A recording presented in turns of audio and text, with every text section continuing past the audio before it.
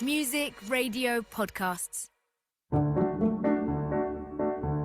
Hello and welcome to Homeschool History. I'm Greg Jenner, the historian behind TV's Horrible Histories, and the host of the BBC podcast You're Dead to Me. I'm here to deliver a snappy history lesson to entertain and educate the whole family. Who says that homeschooling can't be fun? Today we are journeying to the 19th century to meet an extraordinary woman who was truly ahead of her time. Known as the Princess of Paleontology and the greatest fossil hunter who ever lived, we're learning about Mary Anning. Mary Anning entered history with a bang. In 1799, in a place called Lyme Regis on the southwest coast of England. And I mean a literal bang. When she was just 1 year old, she was struck by lightning. Other people sadly died, but Mary miraculously survived, which led some people in the town to think that she had superpowers. Kind of like the Flash. Mary's parents were called Richard and also Mary, and they weren't a very posh family at all. Tragically, they had 10 children, but only young Mary and her brother Joseph survived. Richard was a respectable cabinet maker. As well as being quite poor, the Anning family had unusual religious beliefs for the time, which meant that other people were quite suspicious of them.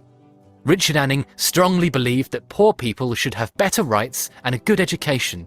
So when he wasn't building fancy furniture, he was involved in protests against food shortages. He was the Marcus Rashford of carpentry. And I don't want this to be the end of it, you know. Even though she was quite poor and was a girl, young Mary's parents made sure that she had an education. And soon she became interested in geology and paleontology, which is the study of rocks and fossils from tens or hundreds of millions of years ago. This was a nice hobby to have in Lyme Regis because fossils were absolutely everywhere. You couldn't go for a walk on the beach without tripping over crusty remains of a prehistoric sea snail. Ow! That hurts! Careful!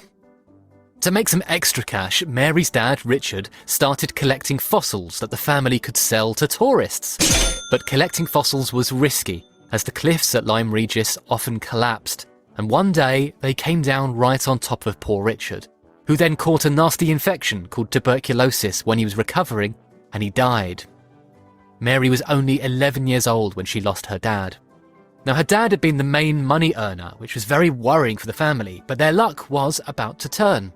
When she was just 12, her brother Joseph found a huge skull, but he was too busy to dig it up because he had a job, so Mary took charge. She carefully dug up a skeleton of an ichthyosaur, which is a prehistoric sea reptile that looks a bit like a dolphin. It was the first ichthyosaur skeleton ever found, so museums and important fossil collectors got really excited. Suddenly, Mary knew how she could earn a living. Over the next few years, Mary found absolutely bucket loads of spectacular fossils, including a plesiosaur, which has been described as like a long-necked, four-flippered sea dragon. By the time she was aged 24, Mary's plesiosaur discovery made her properly famous in the scientific community. But she and her family still weren't rich, and despite making these rare and remarkable discoveries, people were still not taking Mary seriously, mainly because she was a woman, and also because she wasn't from a posh family. Now remember when she was a baby, she'd survived being hit by a lightning bolt? Well, the year after she found the plesiosaur, there was a massive hurricane in Lyme Regis. Lots of people died, and a big chunk of Mary's house was washed away. Luckily, she survived, and she also survived a landslide in 1833. And another time, she was nearly drowned. And there was another time she was nearly crushed in a road traffic accident. I mean, you could say that Mary was lucky for surviving all of these near misses, although she probably didn't see it that way because, unfortunately, she lost her loyal dog, Trey, in the landslide. But don't worry. Now, remember Mary's impressive plesiosaur, the sea dragon? Well, in 1823, it caught the attention of the very important French paleontologist Georges Cuvier, who was a bit of a #influencer. He thought it was fake at first, but when he realised she was a legit fossil boffin, he mentioned her in his public writings, and that meant that other people also started to think of her more seriously.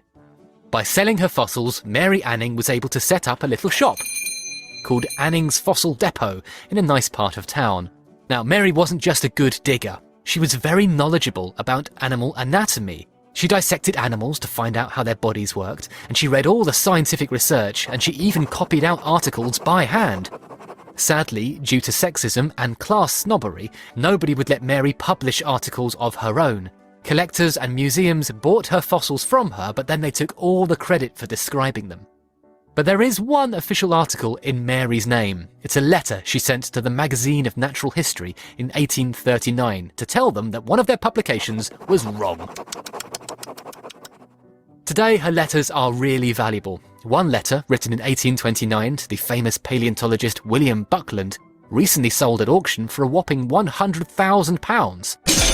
And that letter was about a coprolite, which is a fossilised poo. Now that's one letter you don't want written on scented notepaper.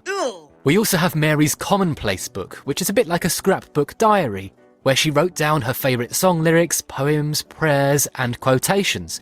Now this book gives us an idea of what Mary was like in person. But what did she look like? Well, there is an official portrait of Mary, where she's all dressed up rather fancy, next to her trusty dog, Tray. But it probably isn't very reliable, and it tried to make her look much fancier than she really was. Sort of like a posh lady filter on Snapchat. Let me take a selfie. In reality, Mary was probably physically very fit and tan from being outdoors all the time doing her fossil hunting. Now we do have a possible sketch of her by Mary's geologist friend, Henry de la Beche. We're not certain if it is her, but the person is wearing a plaid skirt, a dark cape, and is carrying a geological hammer. What's especially interesting is that if it is her, she wasn't wearing a bonnet. She was wearing a top hat, which was only for men.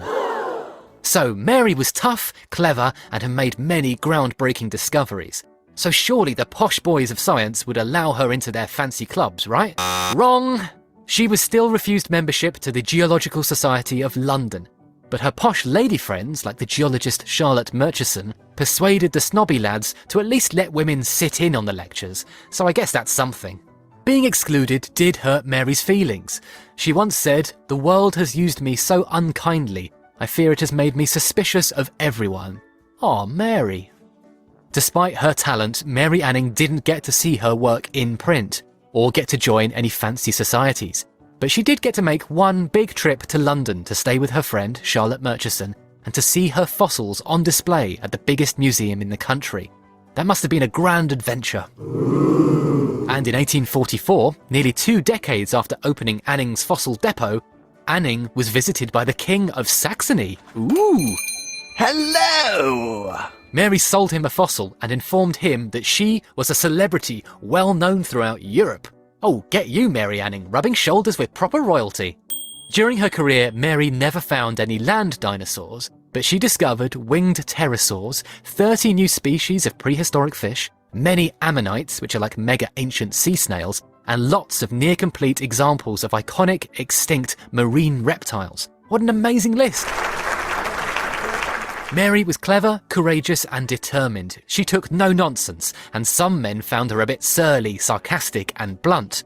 The man who dubbed her the Princess of Paleontology also said she expressed herself like a man, which presumably meant she was confident and a bit rude. But Mary was also generous and kind-hearted. She remained very religious and didn't marry or have children, but she had a life filled with plenty of love and was really admired by those who knew her. She was part of a friendship network of brainy women who loved geology and fossils, and her friend, Elizabeth Philpott, joined her fossil hunting nearly every day. What a cool friendship. Rich and posh Elizabeth gathered a very impressive collection of her own, and even opened her own mini museum in her house in Lyme Regis. But Mary couldn't afford to do this because she needed to sell her best fossils in order to support her and her family. Sadly, Mary died in March 1847, possibly from breast cancer, and she was only 47 years old. Mary had wanted great recognition for her achievements in her lifetime, but outside of her friendships, she really didn't get it. But, good news, she has it in spades now. Yes, after her death, people started to recognise Mary's scientific achievements. In 1865, even the famous Charles Dickens, remember him from Series 1, included an article about her in his magazine. Some people also think she was the inspiration for the tongue twister, "She sells seashells by the seashore," though there's not much evidence to back that up. In 2010, the Royal Society of Science named Mary as one of the most influential British women in the history of science. And it gets better. In 2015, she had a really cool fossil named after her, the Ichthyosaurus anningi, the only one of its kind ever found, and found, of course, by Mary herself. And soon, thanks to a campaign by a young lady called Evie, Mary Anning will have her own statue in Lyme Regis paid for by a huge crowdfunder campaign. In fact, let's hear from Evie. Mary Anning rocks! Nice one, Evie. I agree. And that brings us to the end of our expedition with Mary Anning. So now it's time for the quiz. We have 5 questions. Are you ready? Okay, here we go. Question 1. What happened to Mary when she was 1 year old, leading some people to think that she had superpowers? Question 2. What was the name of Mary's beloved dog? Question 3. How old was Mary when she dug up the first complete Ichthyosaurus skeleton? Question 4. What was Mary Anning's shop called?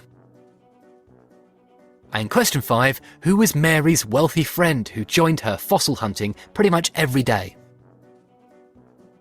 Okay, let's do the answers. The answer to question 1, when she was a baby, she was struck by lightning. The answer to question 2, Mary's beloved dog was Trey. The answer to question 3, Mary was 12 when she found her first Ichthyosaurus. The answer to question 4, Mary's shop was called Anning's Fossil Depot. And the answer to question 5, Mary's fossil hunting friend was Elizabeth Philpott. How did you do? If you didn't get all 5, that's okay. Why not listen to a different episode from series 1 or 2? Hopefully you're now a Mary Anning marvel. Tune in next time for some more homeschool history, and make sure to subscribe to the podcast on BBC Sounds so you never miss an episode.